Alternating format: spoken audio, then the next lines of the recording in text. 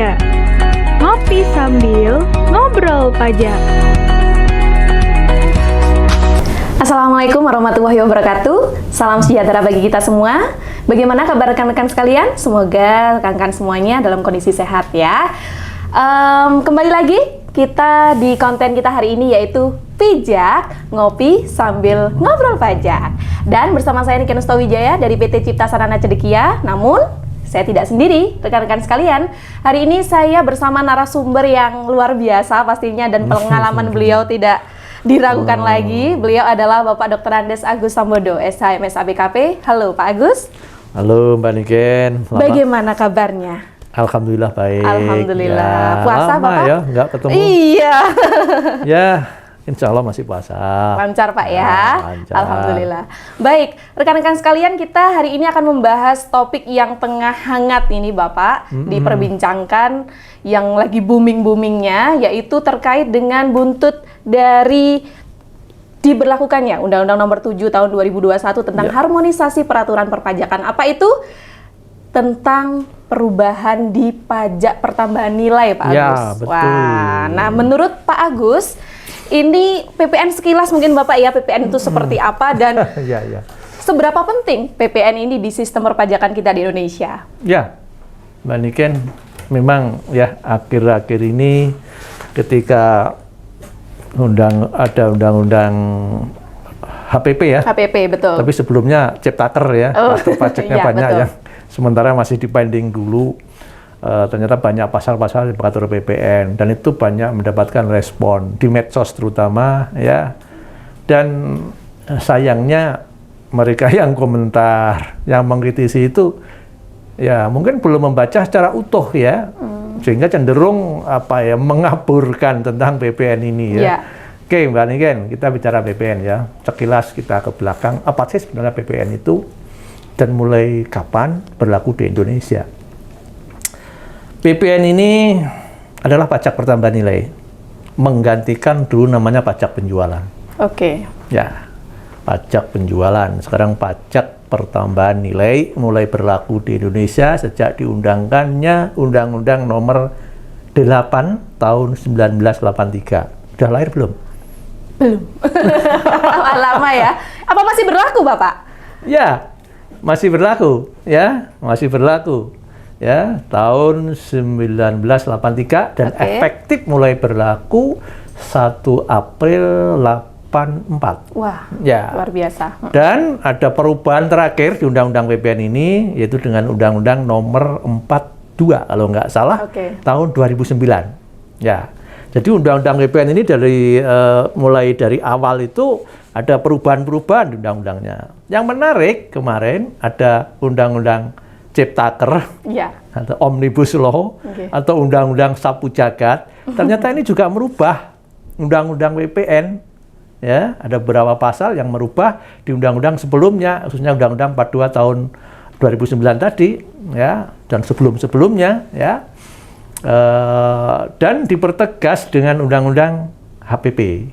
Ya, Undang-Undang Nomor 7 ya. 7 tahun 2021. 2021. Iya, ya, banyak ya ketentuannya yang baru, Pak ya. Berarti banyak. kita harus sering update ini. Dan sekarang sudah keluar juga turunannya PMK yang terkait dengan PPN ini ya. Ya, sangat menarik. Mungkin nanti lebih teknisnya kita bahas di sesi berikutnya ya.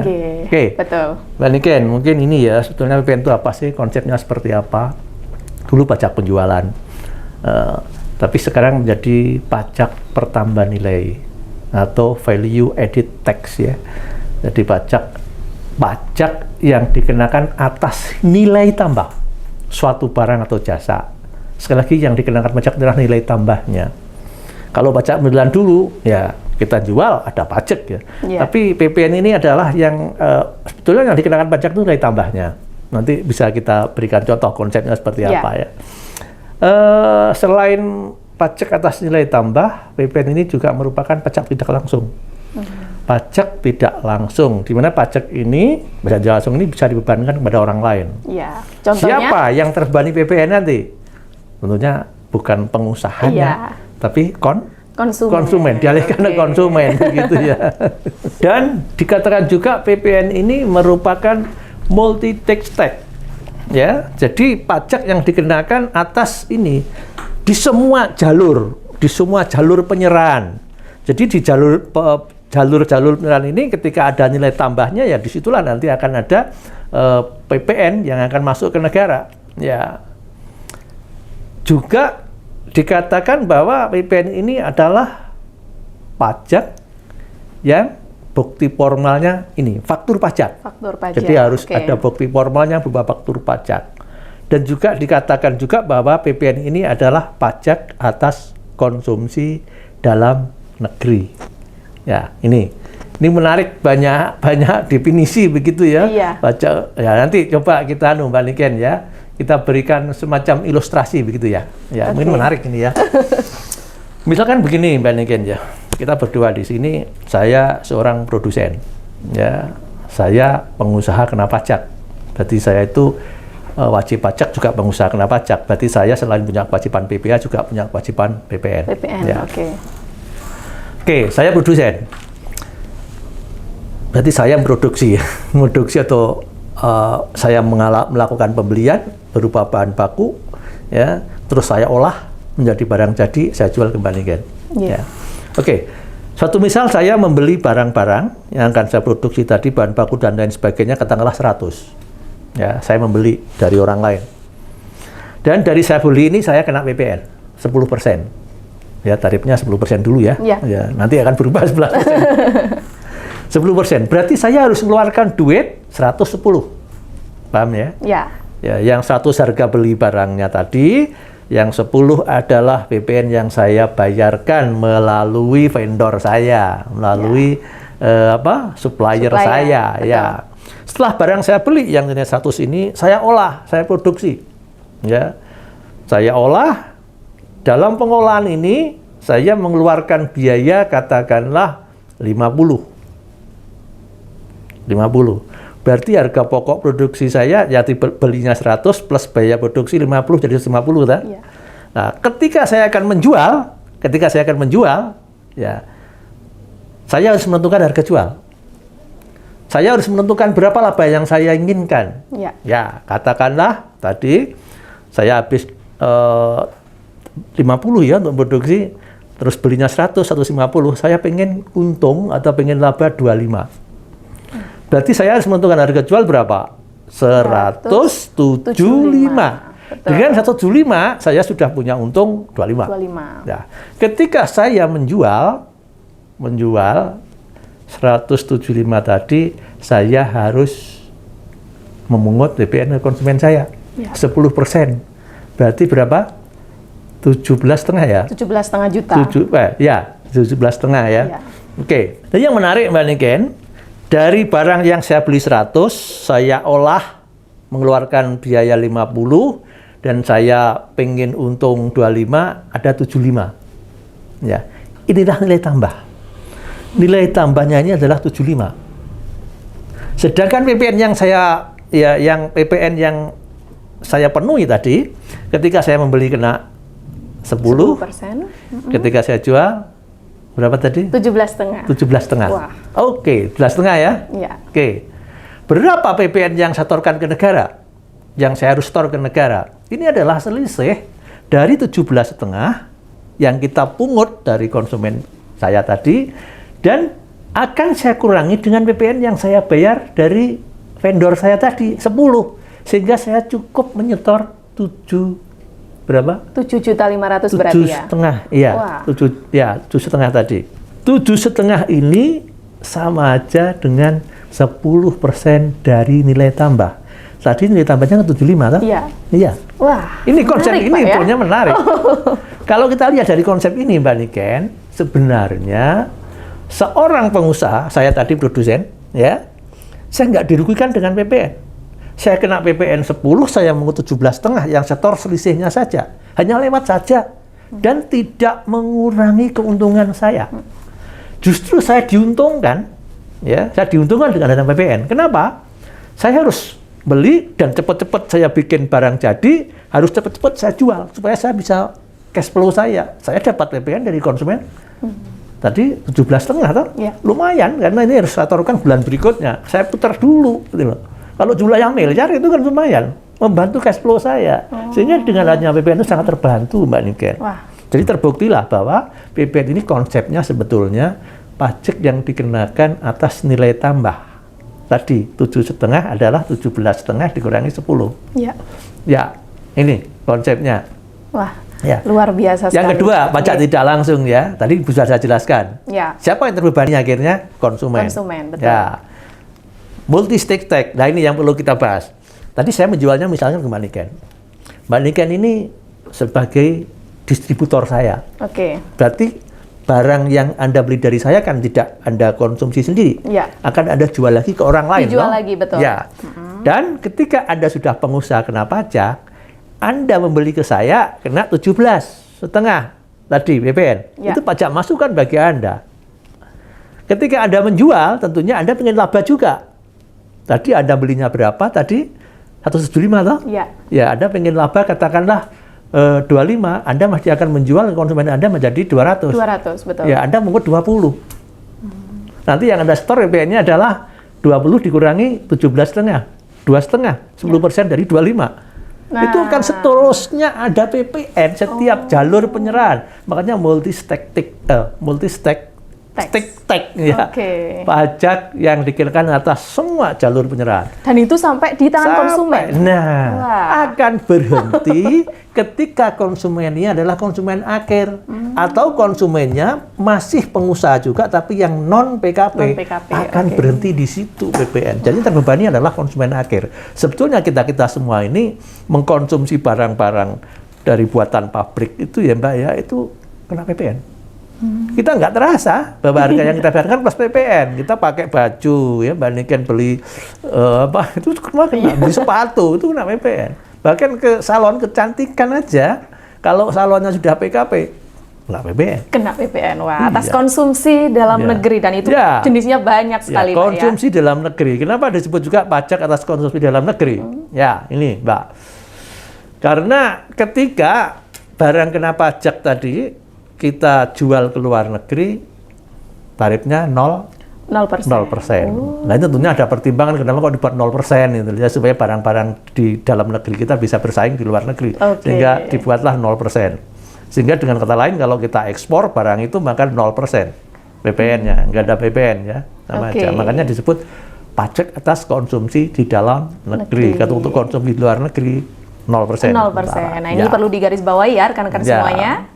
Oke. Kemudian untuk PPN sendiri pemungutnya siapa, Bapak? Ya, tadi saya sebagai pemungut toh. Iya. Ya, sebetulnya PPN ini adalah ini withholding juga ya.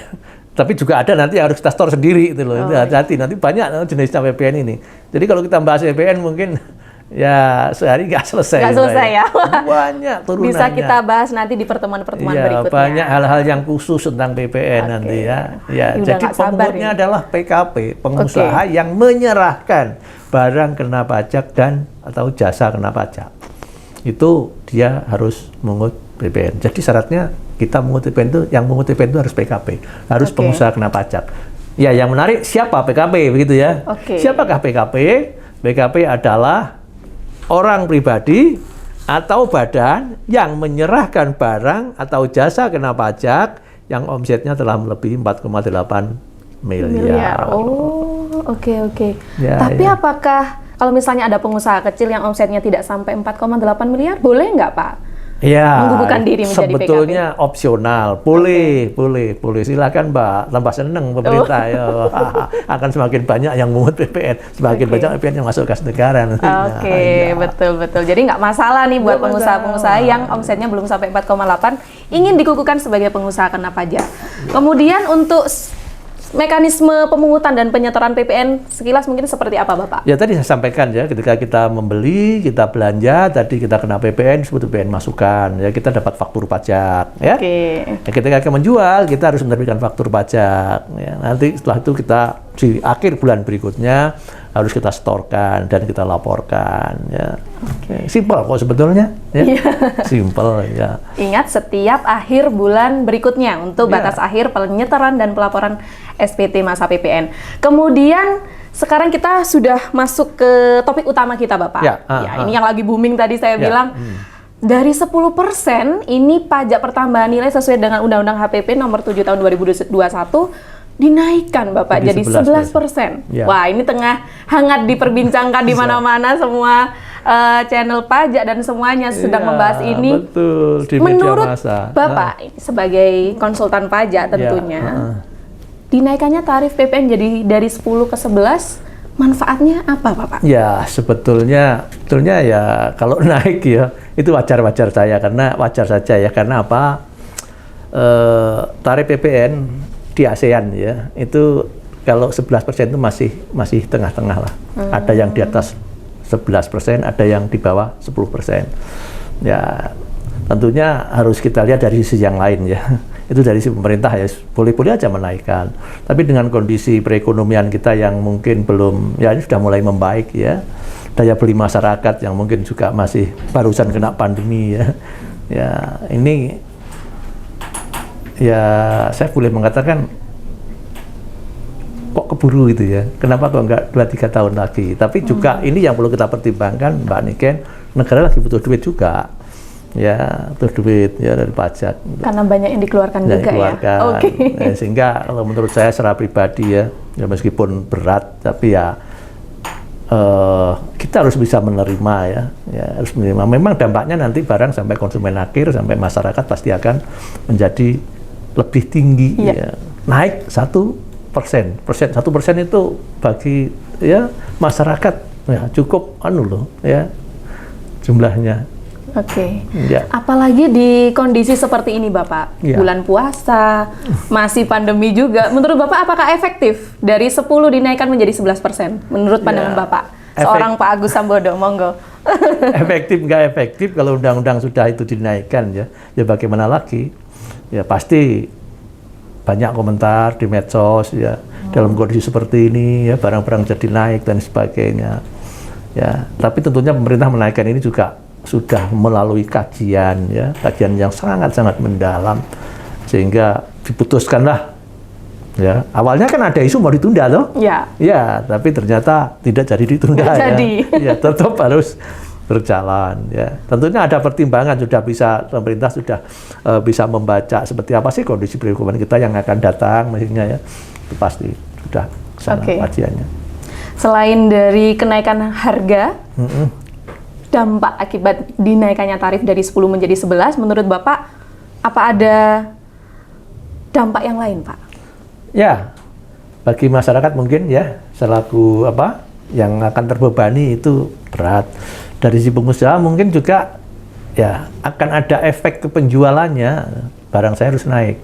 Dan ini Mbak tentunya yang tidak kalah penting juga, di dalam praktek itu masih banyak pengusaha-pengusaha ya yang omsetnya sudah melebihi 4,8 miliar sehingga seharusnya dia PKP tapi belum sadar dan belum terdeteksi, belum terjaring ya. Jadi mereka dengan leluasanya menjual tanpa mengut PPN sehingga persaingan harga ini jadi nggak sehat begitu ya.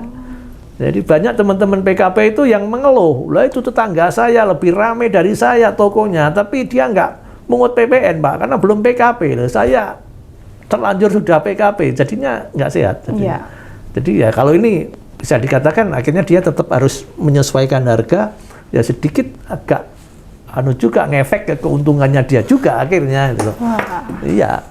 Luar biasa ini efeknya ya dari kenaikan sepele Pak ya, sebenarnya cuma 1%, tapi dari sebagian kalangan mungkin merasa berat. Ya, ada beberapa pengusaha yang ya mengeluh. Ya. Oke, dan apakah ada perbedaan Pak mekanisme penyetoran dan pemungutan dari aturan sebelumnya yang masih 10%? Ya, kayaknya tidak ada. Kayaknya kalau nggak salah fakturnya ya, faktur pajaknya itu yang kalau nggak salah tanggal 15 sekarang ya maksimal ya.